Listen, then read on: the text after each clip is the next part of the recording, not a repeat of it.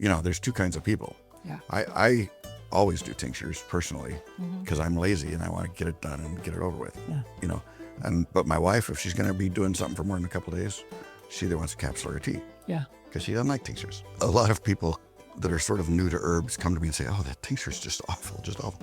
I said, "Well, how are you taking it?" "Well, I just squirt it in my mouth." Oh, Well, yeah. oh dear, let's not do that. Yeah. It's awful. Sure is awful. That is certifiably awful. Even the good tasting herbs are pretty awful if you just squirt it in your mouth. Yeah.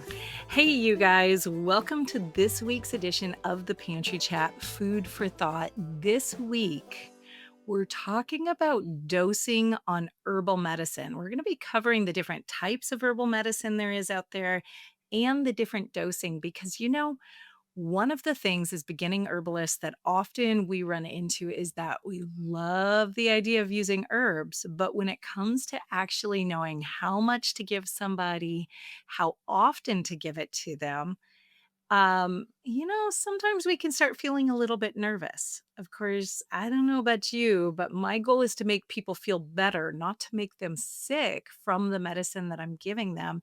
And it can be concerning sometimes, especially before you know herbal medicine well. It can feel like, oh, am I doing this wrong? What if I make somebody ill? What if I make my child ill? Probably that's the scariest one for most of us, especially moms. What if we actually make our children sick with the herbs we're giving them by doing something wrong or giving them too big of a dose? Well, the good news is, number one, in most cases, herbs are way safer than we think they are. They're way safer than pharmaceuticals, that's for sure. But today, I am joined by Doc Jones. A lot of you guys already know him. Dr. Patrick Jones from the homegrownherbalist.net. If you don't know him, you are going to want to go check him out right away because he is the real deal when it comes to herbalists. And he also is a dad of 15 children, I think, most of them adopted. So he has not only a lot of in the trenches in the clinical sense type of herbalist experience, but a lot of in the home herbalist experience, which makes it super practical and really easy to translate onto homestead use. So I'm super excited to be joined by him today. We're going to be learning all about that dosing and the different types of herbal medicine that there is. But before we jump into that, I want to say thank you for today's sponsor, and that is Lehmans. One of the things that I love most about homesteading is getting to use the tools that really, really last. My daughter the other day pulled out the treadle sewing machine that I learned to sew on that was actually my great grandmother's machine. My grandma learned to sew on it, and she made all her clothing, she and all her sisters, up until they left the house and were married. That is a machine that was built to last. And that's exactly why I love shopping at Lehman's, is because whether I'm looking for a good butter churn, yes, I actually have one, a good old fashioned one. I'm looking for a really high quality grain mill or just a good sturdy kitchen tool that doesn't require electricity. Yes, thank you very much. I know I can count on Lehman's to have the kind of tool that I'm looking for. So if you're like me, you like stepping back in time and getting really great quality tools that are going to last for generations and maybe don't require quite so much modern electricity, then you're going to want to go check out Lehmans.com. Thank you, Lehmans. Okay, well, let's dive right into today's discussion about safe herbal remedies and dosing. You basically have powders and teas and tinctures and capsules, right? And they all have pros and cons. Mhm. Or the fresh plant, Okay. that's medicine Right. too. Yeah. And in fact, unless there's some reason not to do that, like stinging nettle, Right. There's a good reason not to take stinging nettle fresh. unless there's a compelling reason to avoid that, that often is the most vital, powerful form of the plant, of the medicine, because you haven't done anything to it. Yeah. If it's a powder, you can put that in a smoothie. You can put it in some yogurt, put it in some applesauce. That's a great way to get herbs into kids, by the way, is put them in something the kid wants to eat. Yeah. There's an essential oil, a fatty acid product called Barlean's fatty acids. Okay. And you can buy it anywhere that, Amazon has it. You can buy it anywhere that sells stuff like that. Sure. And it's just this, usually it's lemon flavored, Okay. but they have all kinds of fruity flavors. Oh. And it's a beautiful place to hide a tincture Oh, okay. for a kid because they like it. And they'll slurp up a spoonful of that. Yeah. And you put their, a few, however much in there. If it's a little kid, you don't need much anyway. And that works good. Maybe not so much for the kids, but for adults that are a little hesitant. Kids and husbands. Capsules. Right. Kids and husbands. Capsules. I found that encapsulating them can work for a lot of the herbs because they're just used to like, here, honey, take a handful of these, and they're like, They're vitamins okay, and stuff. Yeah. sounds good. So that can be an easy way to get. Now, I will say on capsules, the pros of capsules are huge compliance. Right. I mean, no problem. People will take them. They'll take the capsules. Yeah. The cons is that a lot of herbs are doing things before they get to your small intestine. Yeah. If you're taking cayenne to clear your lungs or to clear your sinuses and you put it in a capsule, well, it's not going to work. Well, it'll clear something. It just won't be that. Yeah. Yeah. Well, your brain gets a memo from the spine, there's been an explosion in the small intestine. Right. Exactly. Yeah. And he doesn't care. But if the explosion's in your head, if your mouth's on fire, well, okay, we better do some perspiration and some salivation and some expectoration and all these. Well, let's get things moving and get that fire out. Right. We're increasing circulation and all kinds of things are happening mechanically because of the heat. Right. Yeah. So you need that in your mouth. You need to taste it. Yeah, Actually, you have that to herb experience it. in your If mouth. you're treating shock or a heart attack with cayenne and you put it in a capsule, you wasted your time. Yeah. Same thing with like stomach bitters. They have to taste bad, because everything that's happening is happening in your mouth. And it's making all this extra saliva and amylase and bicarbonate and all kinds of things to apologize to your stomach for sending this horrible stuff down. And if the stuff's in a capsule, it just waves and doesn't do anything. If you're taking cayenne for blood pressure, which it's great for, high or low, by the way, put it in a capsule. I don't care. Yeah. But if you're doing it, to clear your chest Right. or for shock or for any of those kinds of things, you got to take it, So think about what the plant's doing and where it's doing it. I don't know if I've told you the story before about using cayenne for shock, but we had a Jersey milk cow who had milk fever. Not fever. We called the vet, and the vet was like, I've got a dinner engagement tonight, so if she's alive when I'm done at 10 a.m. or 10 p.m., I'll swing by, And we were like, oh my gosh. So this milk cow, she's the sweetest cow. She would let you milk in the pasture. She's so sweet. And so we were doing everything we knew to do, but she kept having these convulsions. And I'm like, oh, I think she's dying, So we'd put a squirt of cayenne in her mouth. And sure enough, she would get up and she'd be alive again for another half hour till she'd do it again. Yeah. So the vet got there eventually and got her calcium and like cows do. Sure. She got up and started walking around like she was fine. Yeah. But after that moment, she hated us. She would not let us milk. She had been such a sweet cow, and she would try to kill us every time we walked in. So we went to go, they're going to squirt something in my mouth at first. So we actually sold her, and these people who were milking her was like, oh, she's the sweetest cow. She'll let us do anything to her. She just hated us after that cayenne. She thought for sure we were going to kill her. So, beware us. People might hate you, but you'll save their life. They talk about side effects of herbs. Right, That's exactly. a new one, yeah. That's one. No, cayenne, I've often said that if I only had one herb in the vet practice, it would probably be cayenne. Okay. Because there's been so many cases where an animal was, hit by a car and in shock, or having a bad anesthesia reaction and won't wake up, or, just all kinds of things like that. And I've probably saved more animals more dramatically with cayenne than with everything else. Wow. Okay. It's a must-have for an emergency guy. Yeah.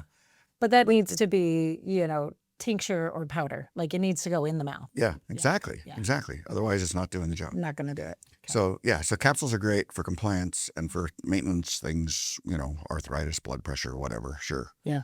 If you need an expectorant or if you need something to soothe your sore throat, obviously, things like that. Just think about mechanisms and where they're doing their job. Sure. Makes sense. So capsules, powders we talked about. Teas are just powders. You make the tea. The thing that I really love about teas is also compliance. Yeah. If you can get them to make the tea, Yeah. a lot of people will be more faithful about drinking a nice cup of tea every several hours than they will about taking yet another dose of that nasty tincture.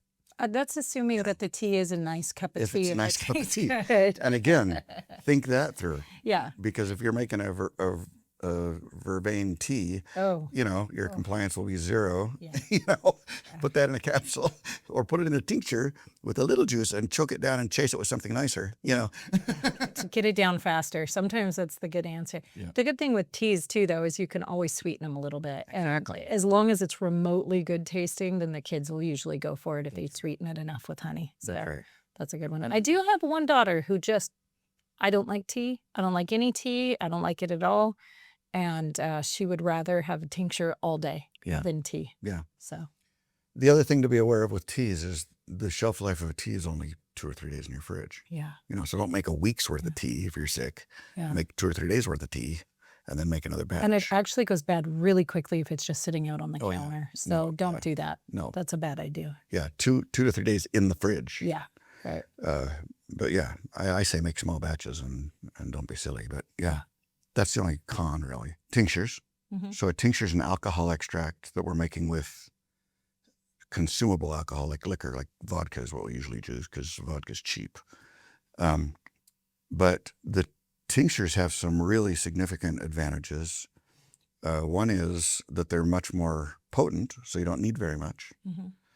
Mhm. The other is the shelf life Mm. is years and years and years. I mean, we'll both Yeah. be dead before our tinctures aren't. You know what I mean? I just don't Yeah. worry about that ever. Yeah. And if you have a tincture that's been sitting on your shelf for 20 years, why haven't you used it? Why did you even make that one? Apparently you don't need it. Right. But no, they have a really long shelf life. And the other thing that's really great about tinctures is that they absorb very, very quickly, especially through the mucous membranes Mm. because of that alcohol. If you have somebody dying on your driveway, call 911 before you do anything. But I've treated a lot of really critical cases, and I can give a dose of an herb, and I don't care if they're awake if it's a tincture Yeah. because it's not getting to their Goes stomach into the anyway. mouth. Yeah. And so that's the other advantage is that you can do it on an animal or a person that's really and don't give herbs to anybody you don't know, and because people can have maybe they are pregnant, Mm. maybe they are on medications. Yeah. Don't do anything herbal with somebody that you don't know. But if it's your brother-in-law or something, and you want to squirt some cayenne in until the ambulance gets there, that's all right. Yeah. I mean, if you wanted to make sure he never talked to you as Zang, and that is the perfect way to go. And with some brother-in-laws, that's not a bad thing. Anyway, yeah. So for emergencies and crises, that's great because, if somebody's bleeding to death, I don't want to go out and fetch some yarrow and make a tea. And, Yeah. I want something I got on the shelf right now and get it in. Asthma attacks. I want, bronchodilators right now. Yeah. Cytokine storms. I want grape leaf right now. Yeah. And so there's just some things for an emergency crisis, time-sensitive emergency. Tinctures are absolutely the way to go. Okay. And also, because of the shelf life, if you're going into cold and flu season, Mm-hmm. make the tinctures. Right. Yeah. Because you don't want to make medicine when you're sick. Yeah. I don't know about you, but my herbalist, he's a disaster. Anytime I need him, he always calls in sick, and I can't get him to do anything. And so there I lay on the couch dying, and my herbalist won't even help me, It must be a common trait amongst herbalists because I understand that. It's funny. I will treat the kids. I will do anything for the kids. But the moment I'm sick, I'm like, yeah, I really just don't feel like it, But yeah, and that is such a critical part of really effective herbalism is catching something at the beginning. The sooner you catch it, the Yeah. better. So, Absolutely. there's always this question that I hear about elderberry syrup. Everybody wants elderberry syrup, which I love. I love elderberry syrup. It tastes good. It's easy to get the kids to take. Yep. But if you're getting sick right now and you don't have elderberry syrup made, Yeah. you might want to just pop the elderberries in your mouth and eat them. Or, grind them up a little, whatever it is you need to Tincture. do, or make the tincture and have it on hand. And that's what I've gone to is pretty much the tincture, Yep. having the tincture around, because I don't really want the extra sugar anyways, Yeah. personally. Well, exactly. And you know, we talked about compliance with the teas, and some people the tea is the way to go because they are not going to do the tinctures. Yeah. You know, but some people the tincture is the way to go because they're not going to make the tea. Yeah. You know, there's two kinds of people. Yeah. I always do tinctures personally Mhm. because I'm lazy and I want to get it done and get it over with. Yeah. You know, but my wife, if she's going to be doing something for more than a couple of days, she either wants a capsule or a tea. Yeah. Because she doesn't like tinctures. A lot of people that are sort of new to herbs come to me and say, "Oh, that tincture is just awful, just awful." I said, "Well, how are you taking it?" "Well, I just squirt it in my mouth." And I'm like, "Oh dear, let's not do that. Yeah. It's awful." There's Afro. That is certifiably Even the good tasting herbs are pretty awful if you just squirt it in your mouth. Yeah. Yeah. And so I always put it in a little water, or a little juice or something, just a little, because you have to drink all of it, Yeah. right? And then I chase it with something nicer, you know, Mhm. water or juice or something. It's amazing how much that actually dilutes the flavor, because I know going through this medical detox I've been doing and doing different herbal detoxes, I was on one that it was a tincture, and it had wormwood, it had all sorts of stuff in there that is just not what you want. Mhm. And the first time I tried it, I did that. I put it right in my mouth, and I was, oh, I think like 4 hours later, I was still going, oh, get that flavor out of my mouth. And so I started putting it in just a few sips of water, and right there it makes it doable. Just dilutes it down. Even though I'm still taking it in one swig, Yep. it makes a really big difference. And if you have a juice or something like that, it's Yeah. even better, even easier. Yeah. And I'll tell you something else, speaking of tinctures especially, but also teas, also any herb really, Mhm. it's always better to do that with a little food in your stomach. Yeah. You know, because if you take herbs on an empty stomach, it really will make you feel yucky. You'll get almost all of them will make you. I'll tell you, if Sorry I you did that. smell vodka on an empty stomach Yeah. like that, I start Yeah. going, oh, wow, Yeah. can I do this? Yeah. Yeah. No, Yeah. a little taking them with a little food is beneficial no matter what form you're taking. Yeah. But yeah. And then the other thing, we mentioned it earlier a little bit, is topical use of tinctures. Yeah. That's the other thing they're great at, that they're better than anybody. Yeah. And mostly and like we said, if you have, diarrhea or a bladder infection, topical tinctures aren't going to solve your problem. Those are internal issues.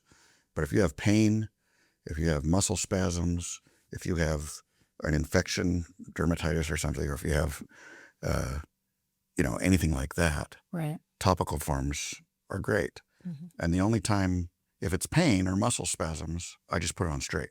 I don't dilute it. Okay. If it's a wound, if I'm putting herbs I want that are in a tincture on a wound, I'm going to dilute that with some water because the alcohol is really zingy on an open wound. Yeah. That burns. You know. And so what I do is I put about a teaspoon of the tincture into 2 to 4 ounces of water. Mhm. And you can buy little 2 ounce or 4 ounce amber bottles. That's a common size to sell.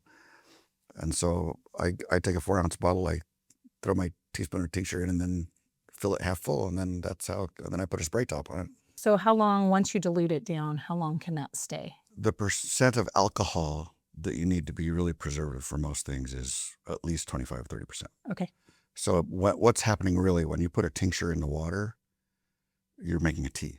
Okay. Okay, so now same rules that we have. So now you have a tea, right? And some plants, depends on the plant, Mhm. because some plants will be fine for a week or a month, because it's an antibiotic herb or whatever. Right. So it's got its own antimicrobial properties. I mean, we made a lotion once, and instead of putting water in for the water fraction of the lotion, I had some lavender hydrosol, which is the water leftovers from making essential oil. Mhm. And I put that in. And that lotion, we kept it for years, Oh, just watching it and laughing, because it never, ever grew anything or went bad. Okay.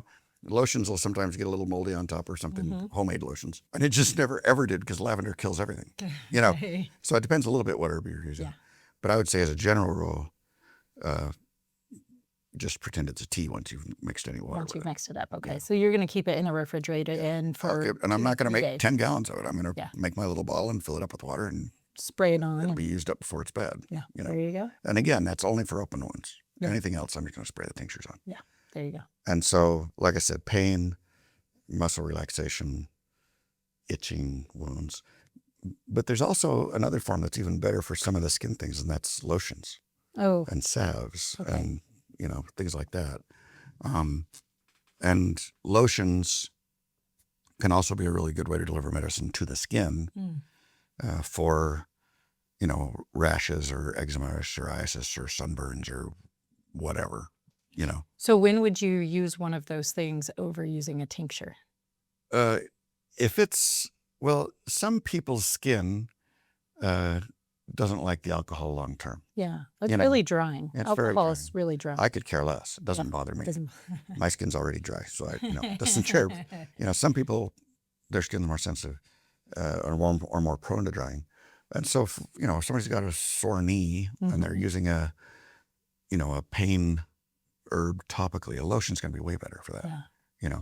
And so you make a lotion out of that. But I'm sort of a caveman, lazy guy. I do everything just, I drink the tincture or I spray the tincture on and I get on with my life, But lotions, oftentimes, if you have eczema and psoriasis or a rash that's chronic, you're not going to want to be spraying that with a tincture. Right. Yeah, that's going to be irritating. Yeah, well, and over time, just the alcohol in the tincture itself will be irritating. Yeah. And so, lotions are going to be better for that kind of thing. Okay. And lotions, depending how you make them and what herb it is, like we said, with that lavender in it, sometimes they have very long shelf lives.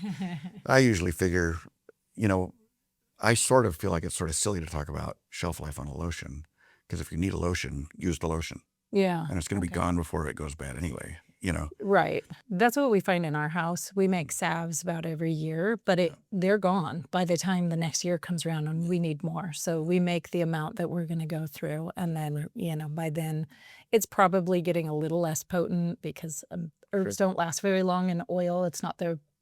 But you'll know that. Yeah, exactly. For those applications, you'll know right away, I'm still itchy, I'm still sore, make another batch. So make another batch or put it on twice for the And then we've run out by the time we get to the next year, and it's like, time to make another batch again. So yeah, all these forms have pros and cons, and just having different options and different varieties of things around your house is a really good idea. Yeah.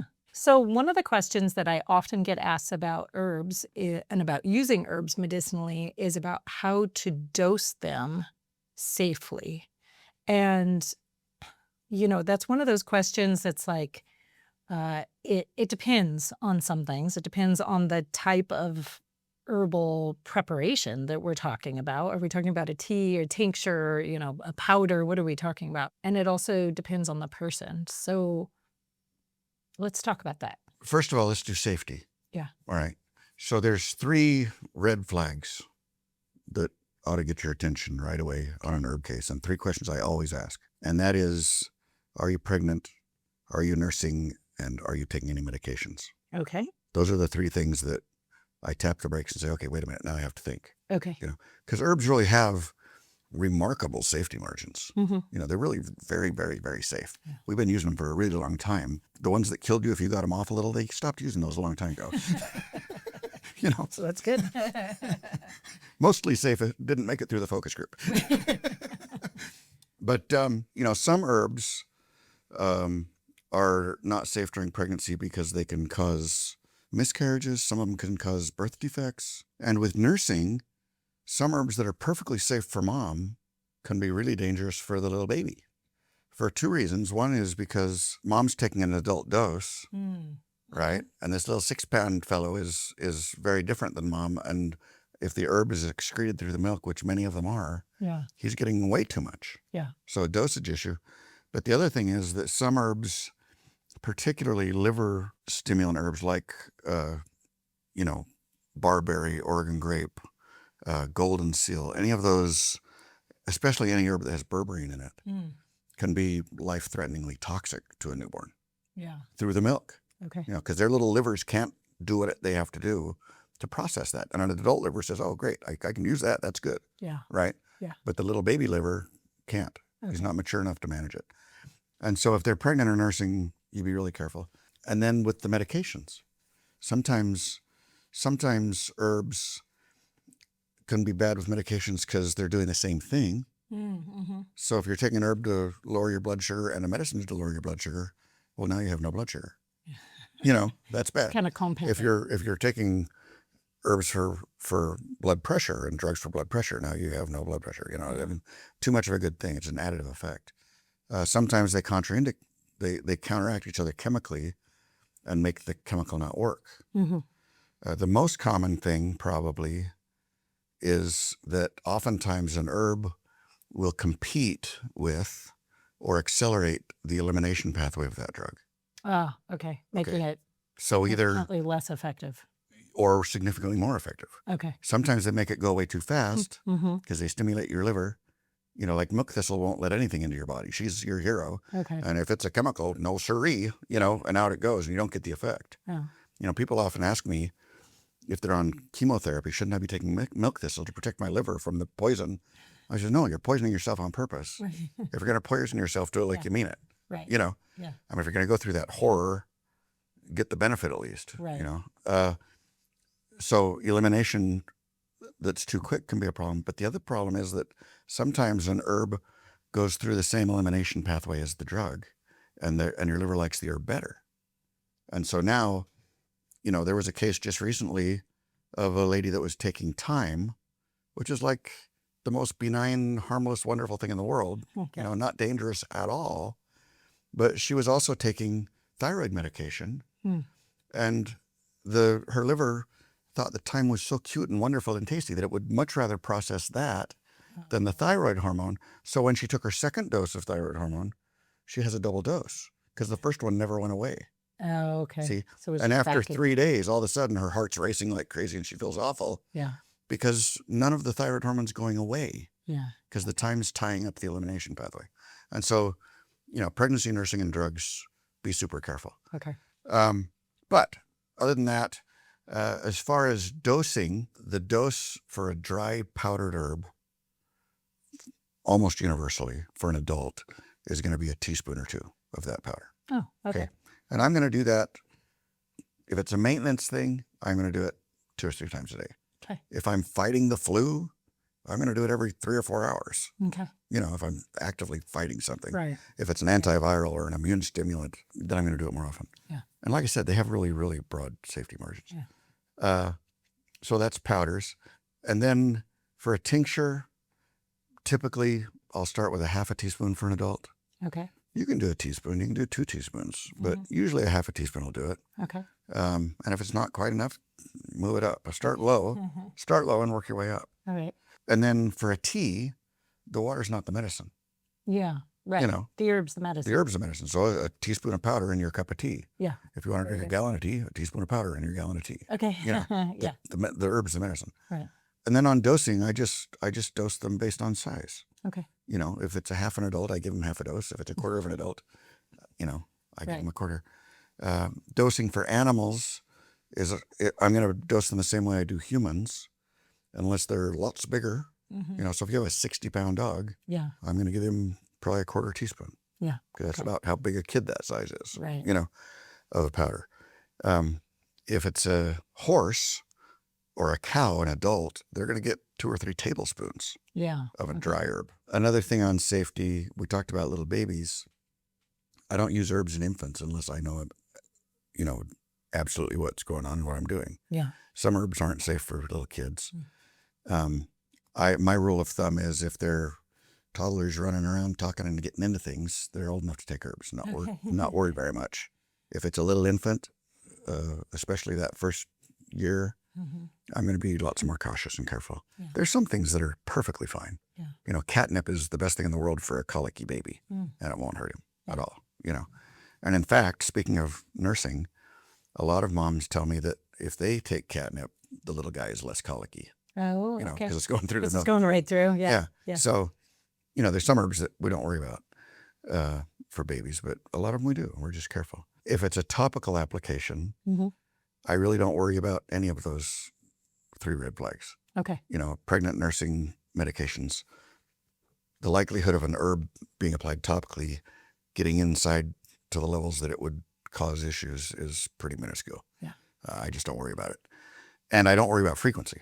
Okay. You know, so if you have a sore elbow and it hurts again in half an hour, spray it again. Spray it again. You know, Okay. that's okay. Yeah. Topical applications are very safe. And topical applications are good for, and when I'm using topicals, I'm almost always using a tincture. A tincture. That's Okay. the best Tincture way. sprayed on. But you can use a poultice, you can use a tea, you know, whatever. Salve, anything like that. Yeah, absolutely. Okay. Tinctures are going to penetrate a little faster.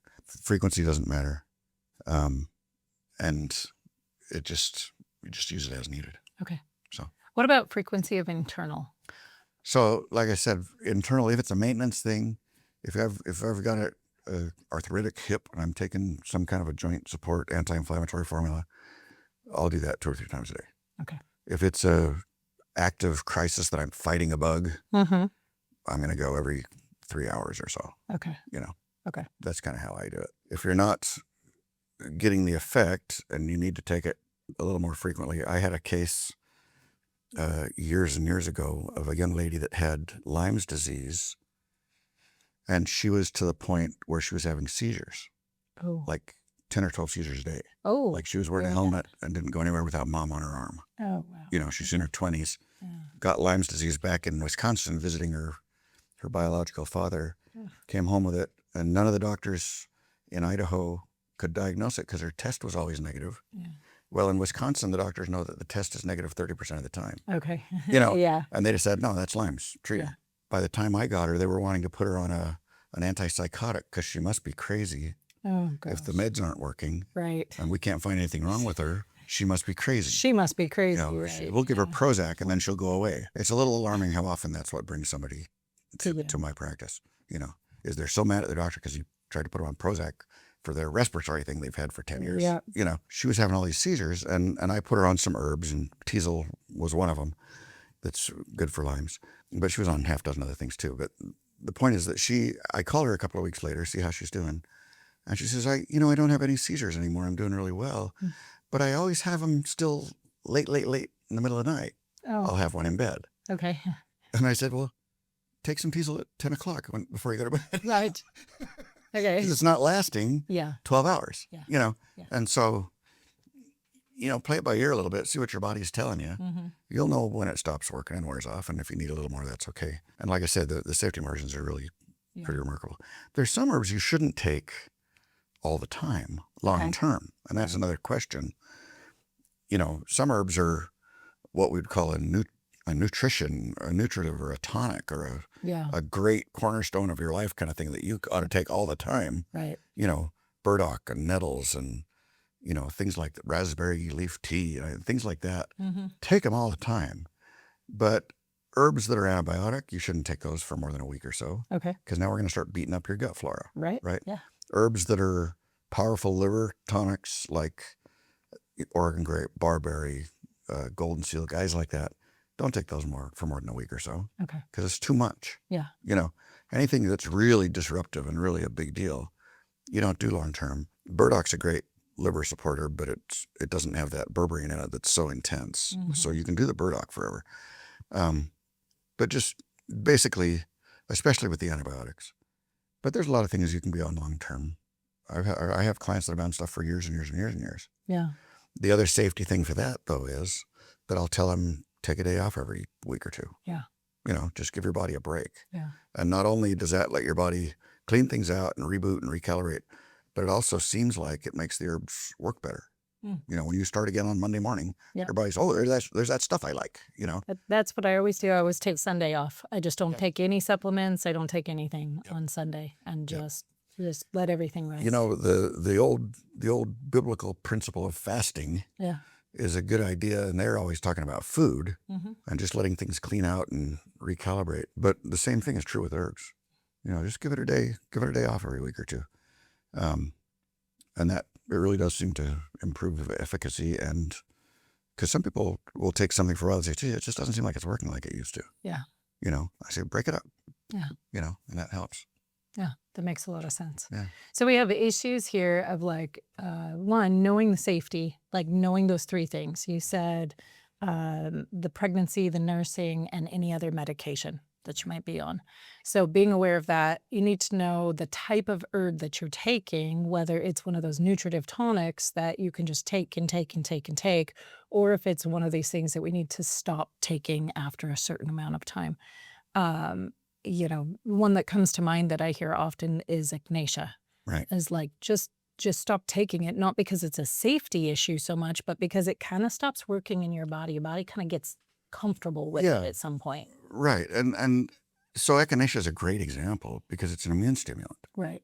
And, if you're blowing the bugle all day, every day, eventually your immune system says, charge. oh, it's that bugle nut again. Yeah, right. I'm not even going to listen to him. Yeah. You know. Yeah. And so yeah, that's what happens. Is it stops working, and if you'll take that break, Mm-hmm. then all of a sudden they hear the bugle. Like, wait a minute, why's he blowing the bugle? Yeah. You know, you better go see what's going on. So know the different types of herbs that you're taking. And then based on your size or the size of your little person that you're treating, adjust your dose accordingly. Yeah. And then frequency is really dependent on like how acute the condition is that you're dealing with. So if it's an acute condition right now, you're going to be taking that every couple hours versus something that's more of a chronic thing. Or if it's just a tonic that you're taking just for well-being, then it might be a couple times a day, 3 times a day. Yep. Okay. Yep. All right. That's really helpful. It's a really good look.